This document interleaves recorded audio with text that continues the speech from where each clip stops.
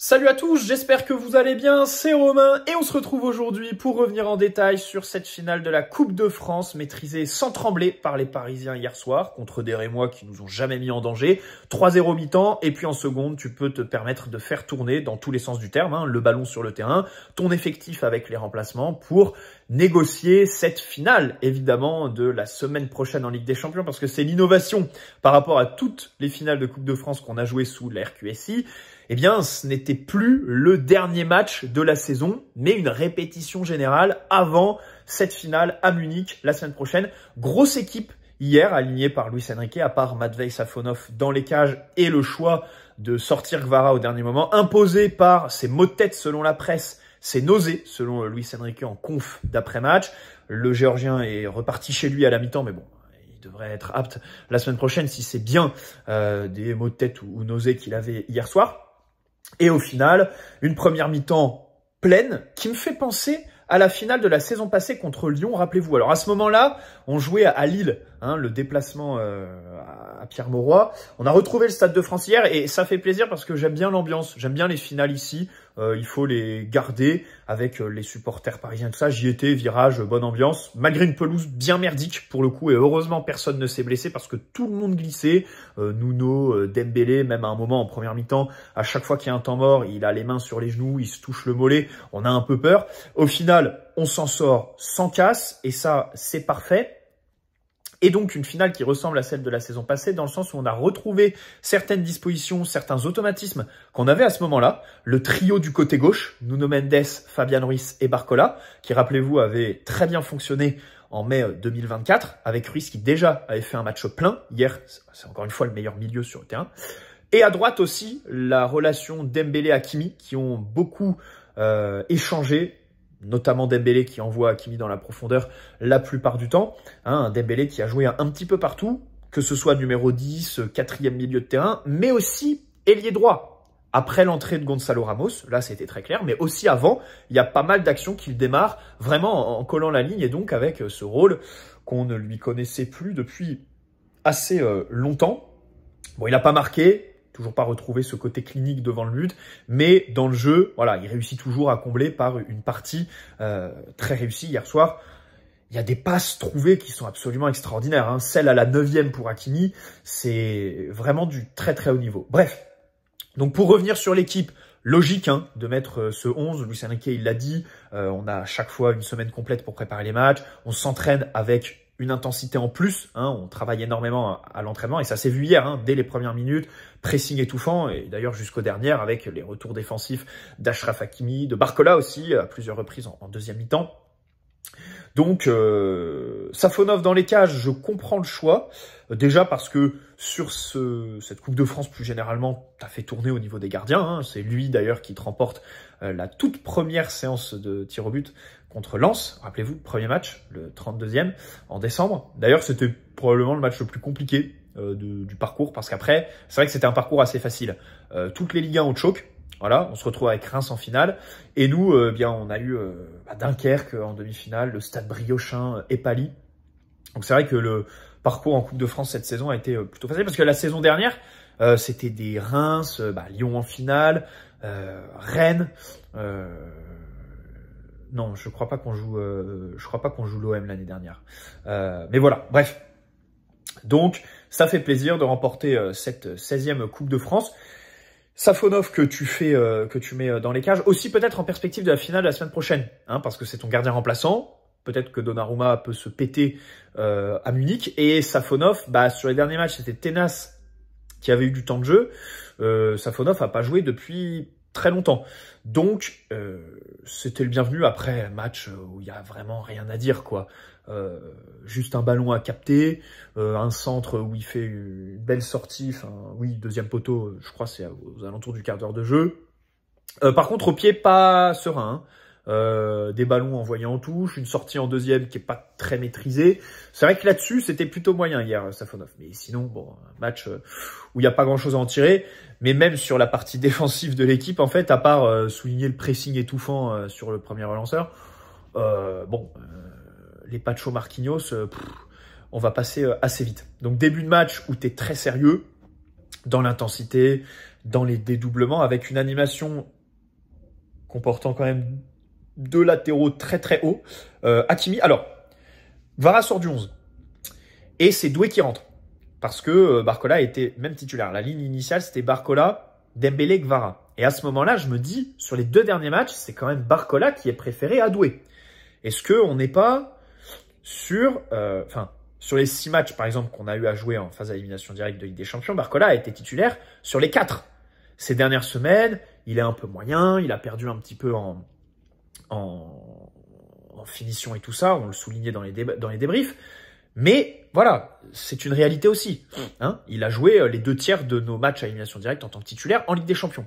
Et il rentrait toujours sur tous les matchs. Donc, le voir titulaire hier, je me dis, est-ce que c'est pas signe du choix de Luis Enrique? Mais t'es contraint de sortir Kvara. Et tu mets Doué qui fait une grosse première période, parce qu'en deuxième, il joue à l'économie. Mais c'est 2 passes D dans 2 registres assez différents. Enfin, celle en profondeur est vraiment très très belle. Après, c'est de l'amateurisme du côté de Reims de le voir avec autant d'espace plein axe. La deuxième, je l'adore. La deuxième, je l'adore parce que c'est prise de profondeur. Et c'est vrai qu'on l'a vu faire ça à plusieurs reprises, Doué, et c'est pas dans son registre habituel d'appeler derrière la ligne défensive. Et celle-là, en plus, l'avant-dernière passe, c'est Marquinhos, elle est très belle et ça me fait encore plus plaisir. Et en plus, second poteau, Barcola qui vient fermer pour marquer un but. Sachant que Barcola, s'il a un défaut quand il est ailier, c'est que il va pas tout le temps, voire pas souvent, fermer le second poteau, quoi, pour être une vraie menace. Donc, c'est vrai que ce deuxième but m'a vraiment beaucoup plu. Et puis le troisième, pareil, hein, avec ce centre de Barcola, ce but d'Achraf. Gros casse-tête. C'est très difficile, enfin, quasiment impossible de deviner qui, je pense que c'est entre Barcola et Doué, sera titulaire à Munich samedi prochain. C'est-à-dire que Barcola menace dans la profondeur, a retrouvé du jus. Hier, il te marque 2 buts, notamment le premier, qui est de très bon augure. Hein. Des face-à-face comme ça, il en a loupé toute la saison. Et là, il est clinique sur toute l'action. L'appel, il est magnifique. La trajectoire pour bien couper son adversaire direct. Le gardien, la fréquence d'appui, la fréquence des touches, la frappe, l'exécution, machin. La célébration trop de flow, mais ça, c'est accessoire. Exceptionnel, vraiment. Et le deuxième, bon, comme j'ai dit, fermé le deuxième poteau. Le nombre de différences. Ces dernières semaines, il apparaissait un peu emprunté physiquement. Là, hier, voilà, c'est une finale. Et il a rappelé que, en fait, il a toujours du jus, quoi. Et il va falloir compter sur lui samedi prochain. Il y a aussi la Coupe du Monde des clubs qui va arriver. Après, Doué de son côté, c'est le genre de joueur sur une finale. Peut-être que déjà les deux, peut-être plus Doué parce que Doué, on a en tête son entrée en hand-field où il fait énormément de différence. On se dit Doué sur le banc, ça veut dire que voilà, il y a des perspectives sur une entrée en jeu. Mais Barcola aussi, peut-être dans une mesure un peu moins importante que Doué. Là où Doué, je pense, a un vrai avantage sur Barcola, c'est que sur une finale, ça me semble être quand même un joueur avec plus d'insouciance, de personnalité, tu vois, pour faire le geste qu'il faut au bon moment. Je sais pas, enfin c'est un peu difficile de dire ça parce que les deux sont quand même dans une dynamique. Enfin hier, font un super match. Peut-être un petit avantage sur Doué là-dessus. Tu vois ce que je veux dire? Une finale, c'est 90 minutes. Hein, et ce genre de joueur qui est capable de survoler un peu, de faire des gestes dont lui seul a le secret, normalement ça joue sur ce genre de match. Donc bon, on verra, on a toute la semaine pour analyser tout ça, mais hier, les cartes ont été sacrément rebattues. Donc voilà, 2 buts coup sur coup, 16, 19e minute pour Barcola. Il aurait pu aller chercher le triplé, hein. Il a notamment une belle frappe en deuxième mi-temps, premier poteau qui est bien repoussé par le gardien. En deuxième, pareil, tu joues à l'économie, mais tu crées quand même pas mal d'occasions. Tu as Dembélé qui loupe, aussi tire fort premier poteau. Aurait pu, sur certaines actions aussi, prendre l'option passe, plutôt que tirer directement. Fabien Ruiz, dès le retour du vestiaire, qui est lancé dans la profondeur, mais qui est un peu en bout de course, et du coup, en plus, il est pied droit, donc sa frappe, elle est un peu toute molle. Les entrants n'ont pas eu de vraie occasion. Hein. Alors, il y a la frappe de Ramos, mais qui est bien cadrée. Warren qui est lancé dans la profondeur mais il marche sur le ballon et du coup dans la surface bon il s'écroule. Mayulu qui a pas eu d'action très concrète. Ouais donc c'est vrai que sur la deuxième mi-temps ça a été un peu plus tranquille mais c'est absolument logique et on n'a pas souffert en fait. On n'a pas souffert des Rémois. Bon revenons sur le match d'Hakimi. Revenons sur le match d'Hakimi parce que cette équipe est très jeune. Je crois que... Enfin, c'est fou, hein, parce que je veux pas empiéter sur le match contre l'Inter. En vrai de vrai, si, attends, j'ai envie de dire un truc. Ça fait 3 semaines qu'on pense à la finale de Ligue des Champions. Et en vrai, on va pas se mentir. Enfin, moi, c'était mon ressenti. Ce match contre Reims, je m'en tapais. En vrai, c'est une finale. Donc forcément, en plus, je suis allé au stade. Donc sur le chemin, tu vois, je commençais à avoir la petite appréhension de n'importe quelle finale, tu vois. Mais sinon, dans la semaine, je pensais qu'à l'Inter Milan. Et je pense que c'est le cas d'un peu tout le monde. Surtout que l'affiche n'était pas dingue. Contre Reims, qui jouait un barrage en plus le mercredi et qui a fait match nul, donc n'a pas sécurisé, donc avait encore quand même ce match contre Metz dans la tête hier soir. C'est vrai que bon, c'était pas une finale avec un contexte ultra dingue, mais on a eu le spectacle. Et c'est vrai que du côté de l'Inter, t'as forcément plus d'expérience, voilà, des joueurs qui sur un match vont être des tauliers machin. Nous, on est jeunes, et c'est vrai que sur l'échelle de la saison, la capacité à récupérer et arriver aujourd'hui frais, c'est exceptionnel. Et Hakimi a commencé avec le Maroc au JO, en août dernier. Et ensuite, il a enchaîné, il a cavalé. Alors parfois, Luis Enrique lui donnait plus de repos que les autres pour qu'il aille se faire des petits breaks. Je crois qu'il est allé à Marrakech quand il a donné le break à un peu tout le monde, là, après la demi contre Arsenal. Mais sinon, pas une blessure de la saison. Le mec, il continue et il est là. Et hier, il fait limite son match. C'est limite son match le plus complet de la saison dans le jeu. Peut-être pas au niveau statistique ou dans le dernier tiers, ou même parce que défensivement, bon, on peut pas dire que c'est son meilleur match parce qu'il a rien eu à faire, tu vois. Mais ce que je veux dire, c'est que dans l'apport offensif, dans les circuits, il était partout. Il était partout. Sur le côté, il allait fixer, il demandait dans la profondeur pour mettre à mal le latéral gauche. Il était demi-espace pour proposer des relais par moment. Il te fait des passes début de deuxième mi-temps, il te fait une espèce de talonnade pour Ruiz dans le demi-espace qui est quand même magnifique. Et la plupart, et aussi à d'autres moments, il était numéro 9. Et il te marque un but sur un centre. Non, exceptionnel. Exceptionnel Achraf hier qui courait partout jusqu'à la fin du match en plus, de la première à la dernière minute avec ce retour fantastique qui est injustement sanctionné d'une faute parce qu'elle est inexistante. Bon, ça c'est un peu dommage, mais waouh, incroyable Achraf hier, hein. Et c'est de très bon augure. Enfin, ce mec, tous les matchs qu'il a joué cette saison, et là, arrivé avec une telle forme en finale de Ligue des Champions, c'est vraiment incroyable. À ses côtés, Marquinhos, défensivement, rien à dire. Par contre, avec ballon, première ouverture pour Nuno. Alors, Nuno, je crois, glisse. Non, il glisse, oui, il est pas en jeu, il glisse. Et l'autre pour Doué sur le deuxième but, ça c'est super. Ça, c'est ce qu'on attend vraiment de Marquinhos. Il y a mis le Blotchov. Et je dis ça parce que j'ai enregistré avant la finale 2 vidéos mercato qui sortiront demain et après-demain. Enfin, ça fait 3 mois, je crois, qu'on n'a pas fait de vidéo mercato et que je les promets. Donc là, ça y est. Et on va parler de la défense. Et je trouve qu'un critère sur le défenseur central droit qu'on va recruter, peu importe que Marquinhos parte ou reste, un critère très important par rapport à Marquinhos et qui, je pense, sera l'élément qui va le plus nous manquer chez notre capitaine actuel, c'est sa fiabilité technique. Enfin, il perd très peu de ballons. Alors, il y a eu des erreurs. Il y a ce dégagement un peu bizarre à Newcastle St. James Park qui donne le premier ou le deuxième but. Tu sais, le dégagement qu'il fait pour personne. C'est vrai que quand il est sous pression, parfois, il peut faire un peu n'importe quoi. Mais sinon, la plupart du temps, c'est un défenseur, voilà, d'une fiabilité hors pair, qui perd pas les ballons. Alors, aussi parce que il fait des passes latérales les 3 quarts du temps. Mais il a une qualité, quand il décide de lancer dans la profondeur, de faire les ballons pieds en rupture, qui est assez exceptionnelle. Quand on fera le bilan de sa carrière au PSG, le Marquinhos 2019-2021, qui fait que d'envoyer en profondeur les Mbappé, les Di Maria, les Neymar machin, c'est exceptionnel. Les renversements machin. Et hier, c'est vrai qu'on l'a retrouvé, donc contre l'Inter.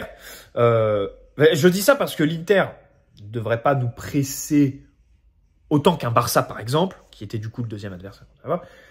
Et Marquinhos, je pense, ne sera pas ultra pressé. Donc, il faudra absolument que sur la finale de la semaine prochaine, il fasse ce genre de geste. Pacho à ses côtés, alors lui, je pense que sur le 11, bon, c'est celui dont, avec Safonov où il y a vraiment le moins de choses à dire, quoi. Gestion de la profondeur, bien. Voilà, c'est le match où tu lui mets 6 sur 10 et parce que t'as vraiment rien à dire, il s'est rien passé, il a rien eu à faire. Nuno Mendes jouait haut, pas aussi haut qu'Hakimi, mais en même temps l'autre il était numéro 9. Ce qui est marrant, c'est qu'on retrouvait, comme j'ai dit plus tôt, le système de compensation avec Fabian Ruiz, et même par moments, c'était Vitinha qui allait sur le côté gauche. Et là, on remonte carrément au début de la saison dernière, quand Vitinha jouait côté gauche, rappelez-vous, avec Mbappé, où il était son larbin. C'est vrai qu'en début de match, on voyait Vitinha comme ça. Voilà, je me suis fait la réflexion plusieurs fois, je me suis dit, tiens, j'ai l'impression d'être de retour la saison dernière. C'est comme Dembélé, hein. Plein d'actions qu'il démarre en ailier droit. Est-ce que ça, c'est en prévision du match contre l'Inter ? Je sais pas. Est-ce que Luis Enrique va préparer un truc avec Dembélé qui viendrait côté droit pour aller foutre le bordel dans la défense? Après, avant de jouer ailier, hier, il jouait aussi numéro 10 et milieu. On va pas se mentir. Hein, voilà. Bref. Bon, au milieu, Vitinha, match dans la lignée des 2 derniers mois. Il imprime le tempo, fiabilité technique, il est bon, mais sans plus. C'est un 6,5. C'est un 6,5 sur 10, quoi. Il surnage pas, il n'y a pas d'action très très concrète, mais il fait quelques ouvertures sympas. Un bon match. João Neves, pareil. Lui, c'est vraiment... lui, quand on perd le ballon, à la capacité de jouer les pitbulls, de récupérer, c'est extraordinaire. Mais vraiment, alors hier, il y a pas mal de fautes qui sont sifflées contre lui. Ça, en Ligue des Champions, bah, il y en a les 3/4 qui ne le seront pas, du coup, parce que les arbitres sont moins sifflés à la bouche que Bastien hier. Donc, exceptionnel João Neves à la récupération. Avec ballon, pareil, hein, quand il récupère, tout de suite, lucidité pour jouer simple et aller à l'essentiel. Après, voilà, comme d'habitude, j'ai envie de dire... offensivement, bon, on l'a pas trop vu, il s'est pas trop projeté. Au contraire de Ruiz. Alors lui, pour le coup, bah encore meilleur milieu. J'ai envie de dire après Barcola et peut-être après Hakimi, meilleur Parisien sur le terrain. Pour moi, ce sont les 3 que je retiens hier. Parce que en plus, Ruiz fait une grosse première mi-temps. Il fait l'avant-dernière passe sur le but d'Hakimi, alors qu'il peut tirer sur l'action. Il fait des ouvertures, il est positionné, mais la capacité à se trouver toujours au bon moment, au bon endroit pour couper des trajectoires de passe vraiment à la source et mettre la pression sur l'adversaire, faire des blocs, c'est exceptionnel, d'accord? Et les projections, la qualité des mouvements. En plus, en deuxième mi-temps, tout le monde commençait à jouer un peu à l'économie. Désiré Doué, Vitinha, machin. Lui, c'est le meilleur. En deuxième, c'est le meilleur, hein. Les récupérations, les orientations, les projections dans la surface, il y avait tout dans sa deuxième mi-temps. C'était vraiment très très fort. Un grand Fabian hier. Enfin, j'arrive pas à concevoir que peut-être dimanche prochain, ce sera Fabian Ruiz, le meilleur milieu de la première campagne victorieuse du PSG en Ligue des Champions. Parce que clairement, sur la deuxième partie de saison, c'est notre meilleur milieu. Et rappelez-vous qu'en septembre, il était dans la rotation. Quand il revient de l'Euro, il a des minutes, il est dans la rotation jusqu'à mi-octobre, début novembre. Donc voilà, exceptionnel Ruiz encore hier. Donc ça fait plaisir. La ligne offensive, bon, on en a déjà un peu parlé, hein, Barcola, donc qui vient rappeler à Luis Enrique qui est qui, prise de profondeur, surtout les différences. Alors, il était souvent en 1 contre 1, facilité par Reims qui lui laissait énormément d'espace. Hein. Quand il recevait le ballon, il avait une capacité, son vis-à-vis était à quoi 8-10 mètres, et donc il avait la capacité de prendre de la vitesse et arriver lancé. Avec Barcola, il n'y a rien de pire en fait. C'est-à-dire que c'est parfait pour lui. Avoir un peu d'espace pour pousser le ballon, et du coup il arrive. Il va pas faire de gestes de fou furieux, il va juste pousser le ballon et après, avec son jeu de corps, passer devant toi, c'est exceptionnel. Mais moi, j'adore ce genre d'ailier. J'aime bien les joueurs qui savent faire des choses avec leurs pieds, mais j'adore aussi ceux qui savent passer les épaules avant le vis-à-vis et jouer du haut de leur corps. Barcola le fait à merveille. Doué, pareil, lui, c'est parce que lui, il est tanké, tu vois, c'est à la fois un magicien et à la fois un joueur tanké qui va résister au duel. Il y a Dembélé aussi à un moment donné, en première mi-temps, quand il est côté droit là et qu'il y a une action un peu de cafouillage où au final il réussit à garder le ballon, tu le vois avec sa main, il gêne l'adversaire, l'utilisation des bras, tu vois. L'attaque, c'est pas que les pieds, c'est pas que la magie d'un extérieur, d'une virgule, c'est aussi avec le haut du corps savoir en toutes circonstances, gêner l'adversaire dans son intervention défensive. Et ça, les 3 le font super bien. C'est exceptionnel. Et Guevara aussi. pas là hier, donc on le souligne pas. Et puis Doué, donc grosse première mi-temps, de la magie, oh là là, la récupération dans la surface où il fait petite roulette, petite frappe juste après, c'est exceptionnel. Les deux passes D, les efforts défensifs. Après en deuxième, bon, il est un peu moins présent, parfois il croque un peu la feuille, ouais, il joue un peu trop perso, mais sinon, une bonne finale. Une vraie bonne finale avec de l'insouciance et de la personnalité. Donc on verra s'il sera titulaire la semaine prochaine contre l'Inter. Les entrants, bon alors Lucas Hernandez, Beraldo, enfin voilà, c'est comme toute la ligne défensive quoi, il s'est pas passé grand chose. Warren, là Warren, tu vois, parce que on va en parler dans les vidéos mercato, il y a des secteurs où les remplaçants ne challengent pas les titulaires. Où les remplaçants, quand ils rentrent ou quand ils jouent certains matchs de rotation, bah en fait, ils sont pas investis. Tu te dis, mais qu'est-ce qu'ils font là? Typiquement, Lee Kang-in contre Montpellier. Et Warren, à chaque fois qu'il rentre, là, tu te dis, il y a une vraie concurrence. Il donne tout, tu vois. Il essaye de se donner à fond. Il fait des récupérations, de bonnes projections hier. C'est une bonne entrée. Disons que c'est une bonne entrée.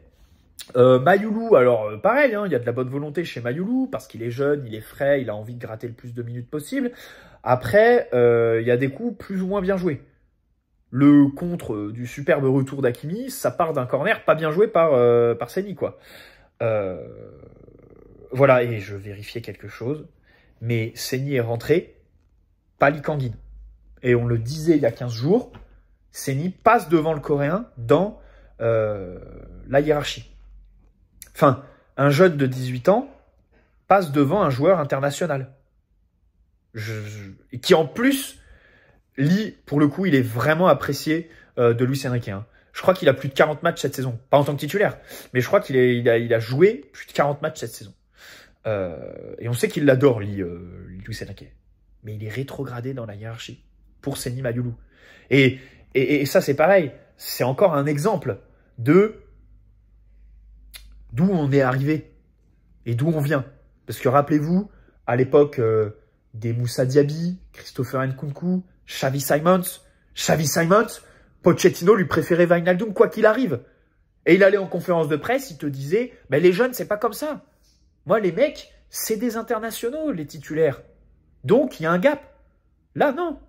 Tu es international ou pas, t'es pas bon, le jeune est meilleur que tu joues plus.